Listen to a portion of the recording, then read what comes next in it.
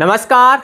हमने एक series start कर रखी थी जिसमें हमने जो भी सेंट्रल यूनिवर्सिटीज़ हैं उनमें एमएससी मैथमेटिक्स में एडमिशन के प्रोसीजर पर चर्चा कर रहे थे, जिसमें हमने बीएचयू, डीयू, जेएनयू और साउथ एशियन यूनिवर्सिटी में एमएससी मैथमेटिक्स में एडमिशन कैसे लें, उसके कब फॉर्म भरे जाते हैं, कितने नंबर ऑफ सीट्स हैं, उनसे संबंधित सारी हुई जानकारी पर चर्चा कर ली थी। और आज के इस वीडियो लेक्चर में हम यूनिवर्सिटी ऑफ हैदराबाद में एमएससी मैथमेटिक्स में एडमिशन प्रोसीजर पर चर्चा करेंगे। राइट, तो यूनिवर्सिटी ऑफ हैदराबाद की बात करूं तो फर्स्ट ऑफ ऑल हम रैंकिंग की बात करते हैं।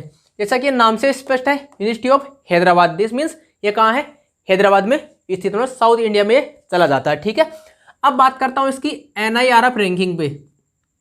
तो इसकी NIRF रैंकिंग है,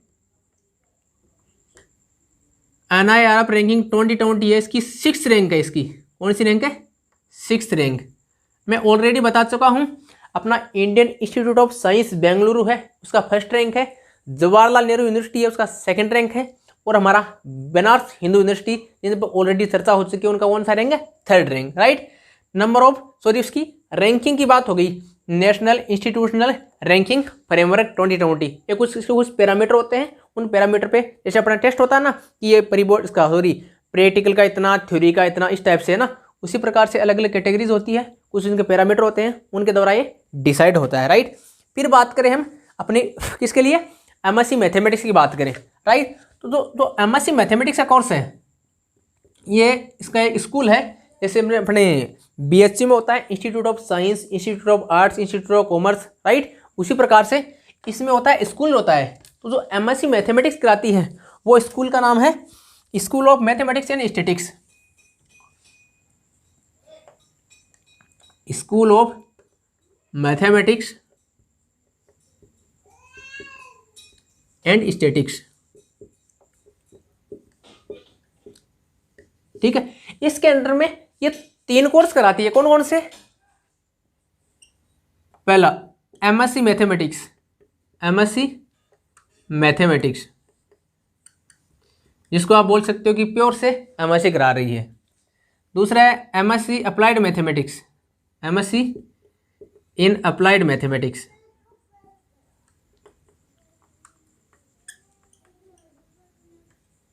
ठीक है, और थर्ड क्या है? MSc in statistics and operation research,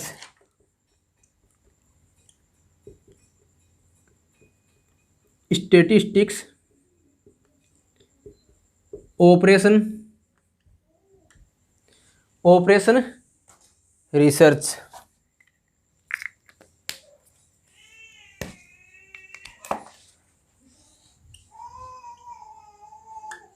ठीक है, ये तो अपनी बात होगी कि एमएससी कौन कौन सा डिपार्टमेंट कराता है। ठीक है, अब देखो इसमें अपने को 2 ऑप्शन मिलते हैं। फर्स्ट सेमेस्टर में एग्जाम इनका एक ही होता है। राइट, इसका अलग होता है, इनका एग्जाम अलग अलग होता है और इसका एग्जाम अलग होता है। इनका पेपर अलग अलग आते हैं, इन 2 के लिए एक पेपर आता है, इसके लिए अलग से पेपर आता है। जब अगर आपका एडिशन होता है तो जैसा कि इसमें ब्रोचर में बता रखा है वेबसाइट पर, फर्स्ट सेमेस्टर के बाद में आपको स्पेशलाइजेशन चूज करना पड़ता है। इनमें से और इनमें से एक चूज कर सकते हो। राइट, इनमें से हो सकता है फर्स्ट सेमेस्टर के बाद में पहले आपने प्योर वाला ले रखा हो, फिर अप्लाइड में आप कन्वर्ट करा सकते हो। ये ले रखा हो तो फर्स्ट सेमेस्टर के बाद में इनमें आपस में इंटरचेंज हो सकता है, लेकिन इनमें इंटरचेंज नहीं हो सकता। इनमें से उनमें से आपको ओनली एक ही कोर्स चूज करना पड़ेगा। फर्स्ट सेमेस्टर के बाद में इनमें से आपस में इंटरचेंज हो जाएगा, लेकिन इसमें कोई चेंज नहीं होगा। राइट, ये इसमें ब्रोशर में बता रखा है। अब बात करते हैं हम इसकी एलिजिबिलिटी की। राइट,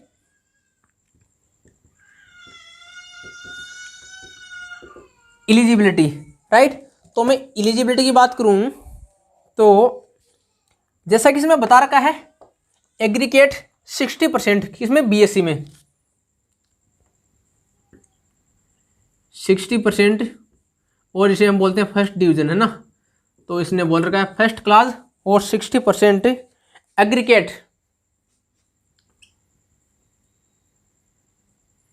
ये एग्रीगेट होना चाहिए। राइट, तो मतलब BSc first year, second year, final तीनों के एग्रीगेट। ठीक है, चलिए ये तो बात होगी इसकी। अब देखो जिसके ऑनर्स है, या तो नॉर्मल बीएससी ऐसे पीसीएम सभी पढ़ाते हैं उसमें के लिए है, लेकिन जो ऑनर्स वाले सब्जेक्ट हैं इसमें केवल मैथमेटिक्स पढ़ाते हैं, ये है ऑनर्स वालों के लिए। बीए और BSc honours, BA BSc honours, इसमें मैथमेटिक्स या स्टैटिस्टिक्स सब्जेक्ट जरूर होना चाहिए, ठीक है ना। अब उसके लिए कितना है 55%, राइट। या इक्विवेलेंट सीजीपीए, इक्विवेलेंट सीजीपीए या तो परसेंटेज होंगे या उसके कॉरस्पॉन्डिंग जो भी सीजीपीए इनके कॉरस्पॉन्डिंग निकलेंगे, ठीक है। अब देखो एटलीस्ट ये तो सबके लिए है, लेकिन अगर आप SC ST के कैंडिडेट हो, SC और ST के कैंडिडेट हो, इनमें से 5% घटा दो, 5% छूट, इनको रियायती मिलेगी, कितनी मिली है 5% की। मतलब SC ST में हो तो आपकी नॉर्मल बीएससी है, नॉर्मल बीएससी है तो 60% से 5% कम दिस मीन्स आपको 55% आपके लिए मिनिमम मार्क्स एलिजिबिलिटी के लिए कंपलसरी है। और इसमें अगर आपका ऑनर्स से बीएससी है, राइट, तो उस केस में आपको ओनली 50% ही सुलाना जरूरी है उसके एलिजिबिलिटी के लिए, उसके एंट्रेंस एग्जाम में बैठने के लिए, बशर्ते आपका है बीएससी ऑनर्स, राइट। एलिजिबिलिटी पर चर्चा हो गई है, ठीक है। अब थर्ड है नंबर ऑफ सीट्स की। अब देखो नंबर ऑफ सीट्स की बात करते हैं। इसमें सीट्स कितनी है टोटल 50 सीट्स हैं, राइट। और 50 सीट्स में एससी का रिजर्वेशन है, एससी का है 15%, एसटी का है 7.5%, ओबीसी का है 27%। अब जितनी सीट है उन्हें निकाल लेना आप, है ना। ईडब्ल्यूएस का कितना है, ईडब्ल्यूएस का 10% है, राइट। जो पर्सन विद कौन सा है पीडब्ल्यूडी, पर्सन विद डिसेबिलिटी, उसका है 5%, राइट, ठीक है। एससी का 15%, एसटी का 7.5%, ओबीसी का 27%, ईडब्ल्यूएस का 10% एंड पीडब्ल्यूडी का 5%। शेड्स की बात हो गई। अब देखते हैं पेपर पैटर्न का, राइट। तो इसको देख लीजिए, इसको मिटा रहे हैं ना। एमएससी प्योर मैथमेटिक्स में, एमएससी अप्लाइड मैथमेटिक्स में और MSc statistics and operation research, आपको इनमें से एक प्रोग्राम चूज करना है। अब बात करते हैं पेपर पैटर्न की। देखो इसमें कई बार इंटरव्यू होता है, जैसे पिछली बार इंटरव्यू नहीं था, लेकिन हो सकता है इस बार इंटरव्यू हो जाए, ये डिपेंड करेगा सिर्फ इसका ई प्रोस्पेक्टिस आएगा, ई प्रोस्पेक्टिस जो भी नेक्स्ट एग्जाम का होगा, राइट।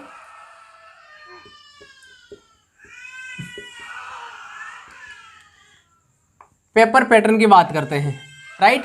तो पेपर पैटर्न की बात करूं तो जैसा कि वेबसाइट पर गिवन है, इसका पेपर 2 पार्ट्स में डिवाइड होता है। पहले इसमें इसका लिखता हूं ड्यूरेशन, ड्यूरेशन 2 आवर्स होंगे। और इसका मीडियम क्या रहेगा, मीडियम रहेगा इंग्लिश, मतलब बाइलिंगुअल नहीं आएगा आपके, ठीक है ना, ये बताना जरूरी है। और ये तो सबको जान पता है, ऑब्जेक्टिव टाइप क्वेश्चन आएंगे ना।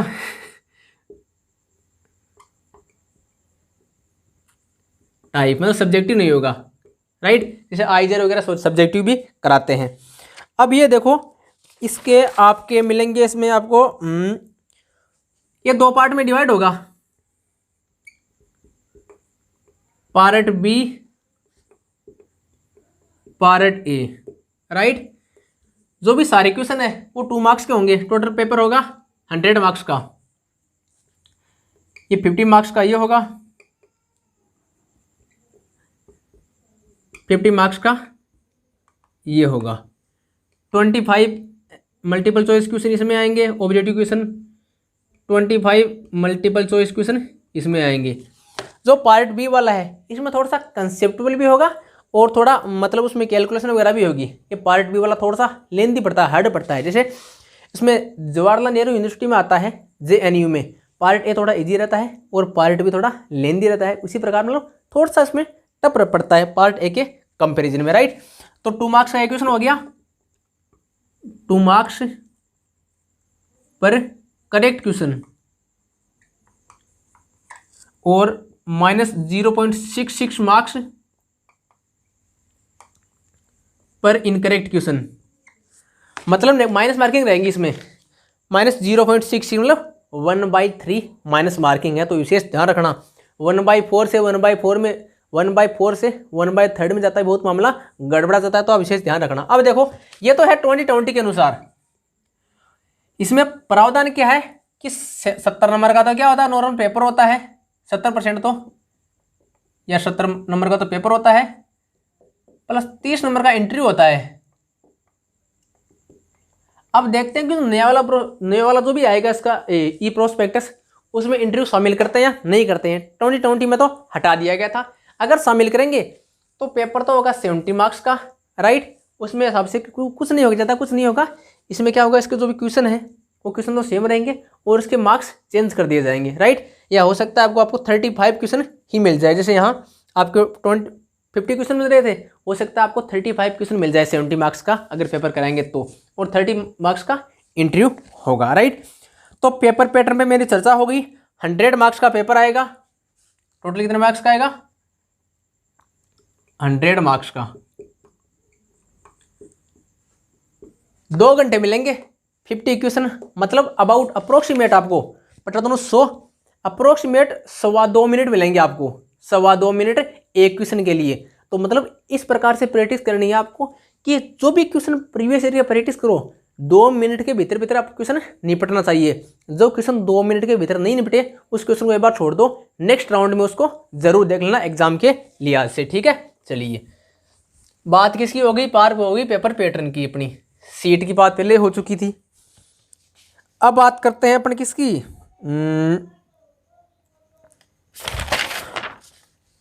अब बात करते हैं अपन इसके एडिशन की फीस की। फॉर्म फी जो भी फॉर्म कब भर जाते हैं वगैरह वगैरह है ना, तो इसके फॉर्म भर जाते हैं लगभग मार्च अप्रैल में और मई में लगभग एग्जाम होता है। मार्च अप्रैल में फॉर्म भर जाते हैं और मई में एग्जाम होता है। इसकी फीस देख लो कितनी है।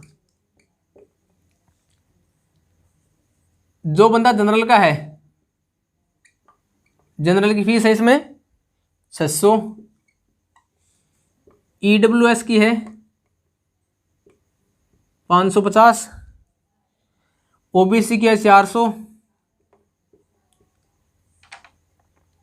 SC ST PWD 275, SC ST PWD person with disability. अगर कोई गलती से छोटा भाई पूछ ले कि ये PWD लिख रहे हैं, इसका मीनिंग क्या होता है, पर्सन विद डिसेबिलिटी, राइट। कई बार PH भी लिखते हैं, फिजिकली हैंडीकैप्ड, राइट, लेकिन PWD आपको ज़्यादा देखने को मिलेगा, ठीक है ना। फॉर्म फीस की बात हो गई।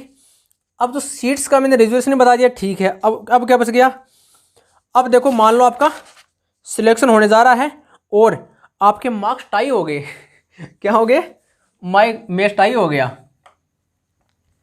ध्यान रखना, बहुत सी जगह क्या होता है, आपका अगर लास्ट सीट पर नंबर आ रहा होता है, क्यों, लास्ट सीट पर एक बंदा तो जरूर रहेगा, ठीक है। लास्ट सीट पर नंबर आ रहा है तो प्रेफरेंस किसको देंगे, फर्स्ट जिसके पार्ट ए में ज़्यादा नंबर है,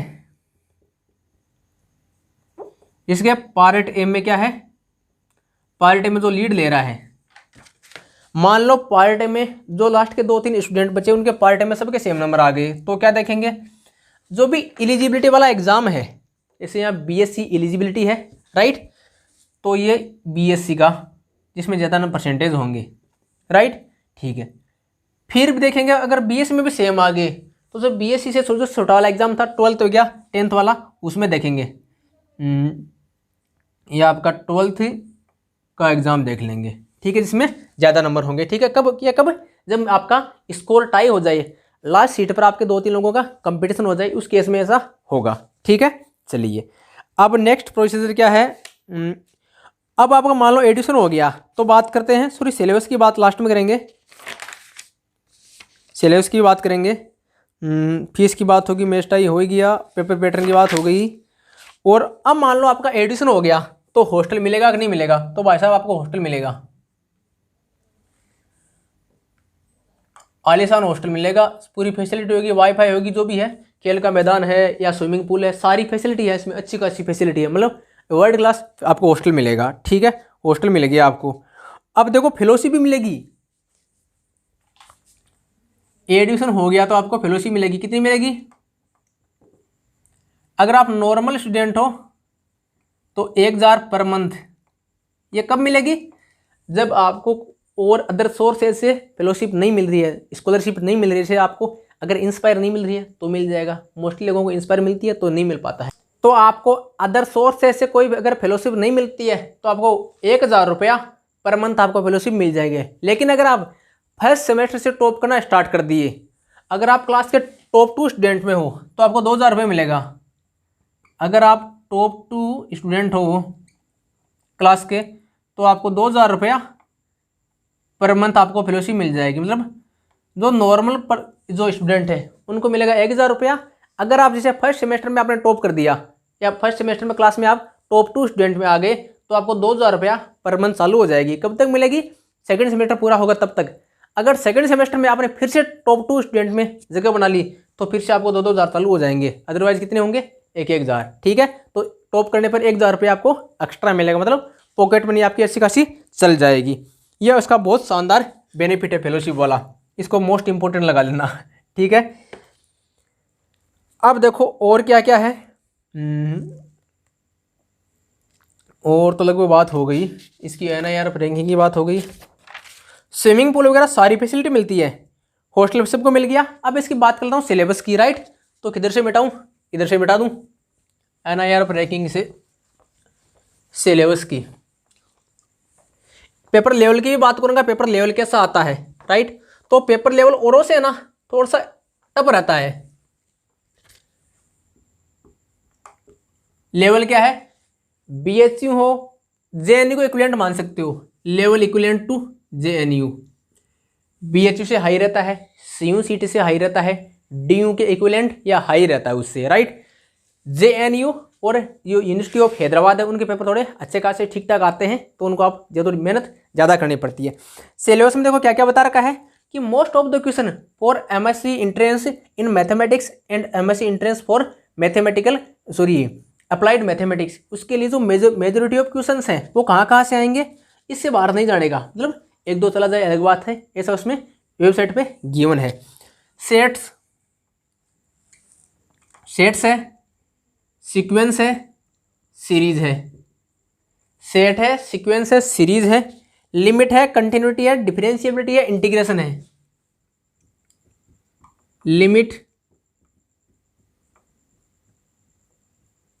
limit continuity, differentiability, integration,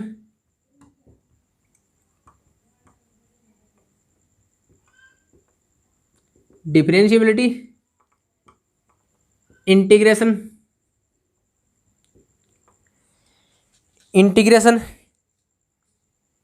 graph of function. ये देख रहा हूं, ये मोस्ट इंपॉर्टेंट है भाई साहब, ग्राफ ऑफ फंक्शन।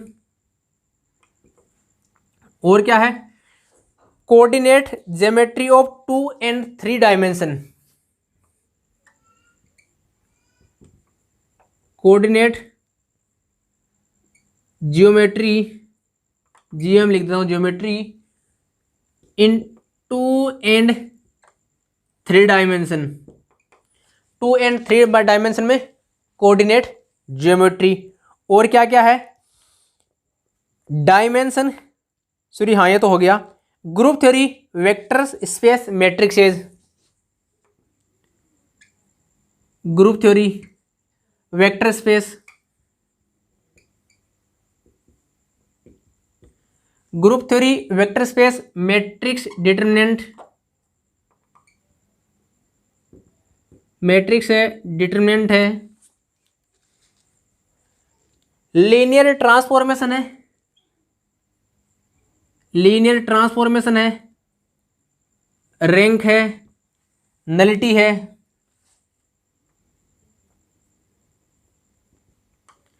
रैंक है, नलिटी है। इससे बाहर क्वेश्चन नहीं जाएगा, जो मैं सिलेबस बता रहा हूं इससे बाहर क्वेश्चन कहीं भी नहीं जाएगा। रैंक, नलिटी है, आइगन वैल्यू है,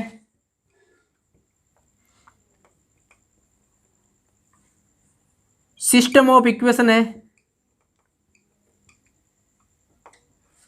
सिस्टम ऑफ इक्वेशन है, एलिमेंट्री प्रोबेबिलिटी है और डिस्ट्रीब्यूशन थ्योरी है।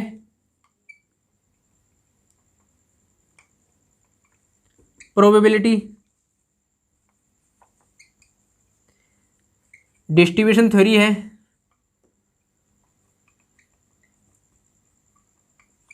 डिस्ट्रीब्यूशन थ्योरी है और क्या है, लॉजिकल रीजनिंग।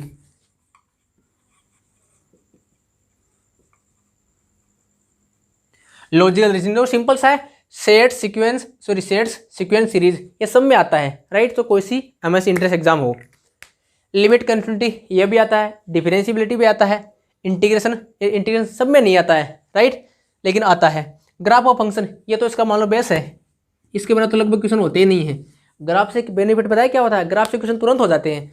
अगर हम जैसे इसकी लिमिट की बात करें, कंटिन्यूटी की बात करें, डिफरेंशिएबिलिटी की बात करें, तो ग्राफ डायरेक्ट तुरंत हो जाते हैं। अगर ग्राफ कंटिन्यू नहीं है, इसका मतलब कंटिन्यूस नहीं है। अगर ग्राफ कहीं सारा पेज ले रहा है, राइट, जैसा कि मैं पिछले वीडियो में बता चुका हूँ कई वीडियो में, तो वो डिफरेंशिएबल नहीं है। इसी प्रकार से आप बहुत सी इसकी प्रॉपर्टी देख सकते हो। Coordinate geometry in 2 dimension and 3 dimension ये ग्रुप है, सब में आता है। वेक्टर स्पेस सब में आता है। Matrix, determinant, linear transformation, rank, nullity, eigen value, system of equation ये सब में आता है। ये लीनियर अलजेब्रा का जो पोर्शन है हर एक एमएससी इंट्रेंस एग्जाम में आता है, तो कोई सा दे लो। सिस्टम ऑफ इक्वेशन ये भी आता है। एलिमेंट्री प्रोबेबिलिटी ये सब में नहीं आता है, इसी में आता है। डिस्ट्रीब्यूशन थ्योरी ये भी नेट में आता है और सब इंट्रेंस एग्जाम में नहीं आता, इसमें आता है। लॉजिकल रीजनिंग थोड़ी बहुत छोटी मोटी रीजनिंग है, राइट। तो इसमें मैंने क्या क्या डिस्कस किया। NIRF रैंकिंग 6th रैंकिंग थी। फिर क्या थी, इसके लिए एलिजिबिलिटी के अगर आपका नॉर्मल BSc है 60%, अगर SC ST से हो तो आपको 55% में काम चल जाएगा। अगर आप ऑनर से किया आपने तो 55% लाने कंपलसरी है। SC ST से हो तो 50%। फिर नंबर ऑफ सीट्स 50 सीट्स है। SC ST की बात करें तो SC के लिए 15%, ST के लिए 7.5%, OBC के लिए 27%, EWS के लिए 10%, और कौन बच गया, और जो बच गया PWD उसके लिए 5%, राइट। पेपर पैटर्न क्या था, पेपर पैटर्न 2 घंटे मिलेंगे आपको। मल्टीपल चॉइस क्वेश्चन मिलेंगे ऑब्जेक्टिव टाइप के, जिसमें माइनस मार्किंग रहेगी। कितनी रहेगी, -0.66 1/3 रहेगी। अगर ये इसने 1 नंबर का दे दिया, देखो पेपर है ना, ये कैसे भी बना सकता है। इसी क्वेश्चन को यहाँ 2 मार्क्स का दे रखा है, 4 मार्क्स का दे देगा तो ये डबल हो जाएगा, 1.32 के लगभग हो जाएगा, राइट, ठीक है ना। तो इस पर इतना देखिए 1/3 है, मतलब 3 क्वेश्चन गलत करोगे तो एक सही क्वेश्चन कैंसिल हो जाएगा, ठीक है ना। पार्ट ए और पार्ट बी में डिवाइड होगा, एक ही पेपर होगा, राइट। ये 25 क्वेश्चन इसमें, 25 क्वेश्चन इसमें। अगर इंटरव्यू नहीं होता है तो 2 मार्क्स के होंगे, माइनस मार्किंग ये है, ठीक है ना। फॉर्म और फीस क्या होती है, मार्च अप्रैल में फॉर्म भरे जाते हैं, मई के लगभग एग्जाम होता है। इसकी फीस कितनी है, जनरल के लिए 600 है, EWS के लिए 550 है, OBC के लिए 400 है, SC ST 275, PWD, ठीक है। ये टाई, मतलब जब आपका स्कोर टाई हो जाता है तो ऐसा कुछ है। हॉस्टल सबको मिलता, आलिशान वर्ल्ड क्लास हॉस्टल है, धांसू हॉस्टल है। इसमें आपको लाइब्रेरी मिलेगी, ये स्विमिंग पूल मिलेगा, और जो प्लेग्राउंड है वो मिलेंगे। जो भी मोस्ट ऑफ फैसिलिटी है उसमें मिल जाती है शानदार तरीके से। और हॉस्टल लाइफ का तो जीने का आनंद ही अलग होता है। तो अगर आपको हॉस्टल लाइफ चाहिए तो जैसे BHU है, JNU है, सेंट्रल यूनिवर्सिटीज़ है जिनका CUNCT के थ्रू एडमिशन होता है, या आपका यूनिवर्सिटी ऑफ हैदराबाद, ये आपके लिए अच्छे खासे साबित होंगे। आपको हॉस्टल यहाँ मिल जाएगा, अच्छा खासा माहौल भी है। फेलोशिप, ये देखो पैसा आना चाहिए भाई।